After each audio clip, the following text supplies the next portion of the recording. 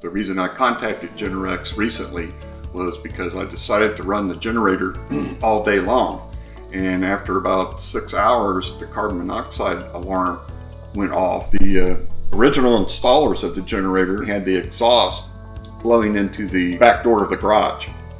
And right inside the back door of the garage is the kitchen door. And inside the kitchen door is the carbon monoxide alarm. You know, having that leak, thank goodness we were awake, or our grandchildren weren't here, or, you know, people die from carbon monoxide poisoning. When I spoke to Cole on the phone about my issue with the carbon monoxide gas leak, he, I believe it was the next day, that he got back with me and told me that Mark was going to send Cosmo out, and they thought replacing the fuel regulator on the unit would fix it.